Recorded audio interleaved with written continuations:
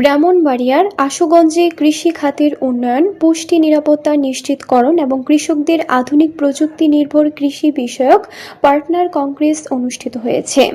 ২৯ June সোমবার উপজেলা কৃষি সম্প্রসারণ অধিদপ্তরের আয়োজনে দিনব্যাপী উপজেলা পরিষদ মিলনায়তনের পার্টনার কংগ্রেস অনুষ্ঠিত হয়।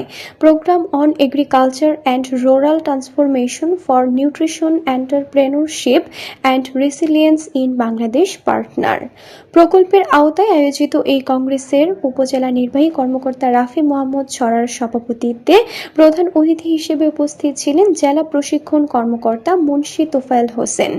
উপসহকারী কৃষি অফিসার মাহতাব উদ্দিন এর সঞ্চালনায় বিশেষ অতিথির বক্তব্য দেন আশুগঞ্জ প্রেস ক্লাবের সভাপতি সাংবাদিক সেলিম পারভেজ, উপজেলা কৃষি অফিসার হাবিবুর রহমান প্রমুখ। এ সময় উপস্থিত ছিলেন বিভিন্ন ইউনিয়নের কৃষি উদ্যোক্তাগণ। এ সময় বক্তারা কৃষি উৎপাদন বৃদ্ধি, নিরাপদ খাদ্য নিশ্চিতকরণ এবং কৃষকদের জীবনমান উন্নয়নে আধুনিক প্রযুক্তি গবেষণা ও উদ্ভাবনের গুরুত্ব তুলে ধরেন। তারা বলেন, কৃষিকে আরও লাভজনক ও টেকসই খাতে পরিণত করতে সরকার বিভিন্ন কর্মসূচি বাস্তবায়ন করছে এবং বিশ্ব ব্যাংক ও IFAD এর সহায়তায় পরিচালিত পার্টনার প্রকল্পের মাধ্যমে এসব আধুনিক কার্যক্রমের সুফল সরাসরি কৃষকদের দোরগোড়ায় পৌঁছে দেওয়া হচ্ছে। কংগ্রেসের বিভিন্ন পর্যায়ে অতিথিরা প্রাঙ্গণে স্থাপিত বিভিন্ন আধুনিক কৃষি প্রযুক্তি, উন্নত জাতের ফসল, ফল ও সবজির প্রদর্শনী স্টল পরিদর্শন করেন এবং অংশগ্রহণকারী কৃষকদের সঙ্গে মতবিনিময় করেন। দিনব্যাপী আয়োজিত এই কংগ্রেসে উপজেলার বিভিন্ন ইউনিয়ন থেকে আগত বিপুল সংখ্যক কৃষক, কৃষানী, কৃষি উদ্যোক্তা, কৃষি বিভাগের মাঠ কর্মী, জনপ্রতিনিধি, গণমাধ্যম কর্মী এবং সংশ্লিষ্ট বিভিন্ন দপ্তরের কর্মকর্তারা অংশগ্রহণ করেন। যেরকম গরম লাগছে বা এখন আবহাওয়ার যে একটা চরম অবস্থা, এরকম অবস্থা কিন্তু আগে ছিল না।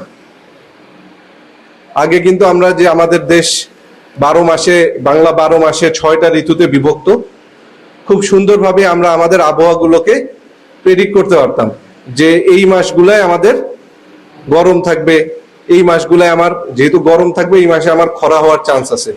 আবার এই যে বর্ষাকালে এরকম বৃষ্টি হবে, শীতকালে আবহাওয়া এরকম হবে, এগুলো আমরা আগের থেকে বুঝতে পারতাম এবং সেই অনুযায়ী কিন্তু আমাদের চাষবাসের যে পরিকল্পনা ঠিক সেভাবেই আমরা নিতাম।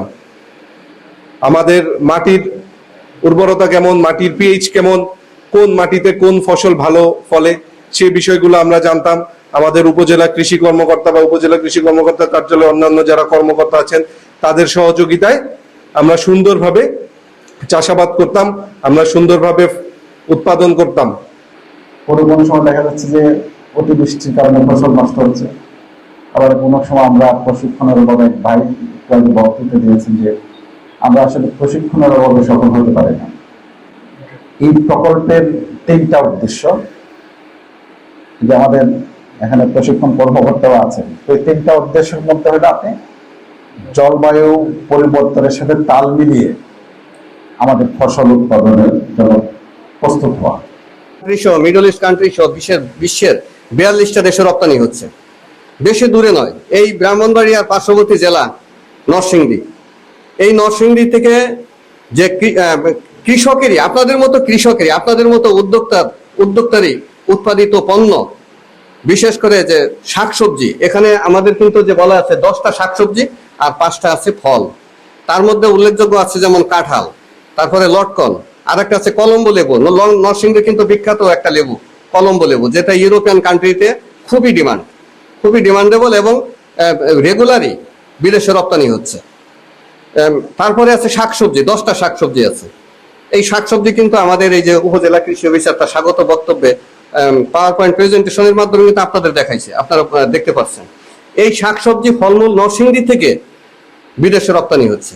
এই নরসিংদীর মতো আরো যেমন যশোর থেকে যাচ্ছে, বগুড়া থেকে যাচ্ছে, কুমিল্লার একটা আছে নিমসার, চেনেন কুমিল্লার যে একটা সবজির আড়ত, বাংলাদেশের যে 4-5টা আড়তের মধ্যে যদি 4-5টা আড়তের কথা যদি বলেন সবজি, তার মধ্যে কুমিল্লার নিমসার একটা।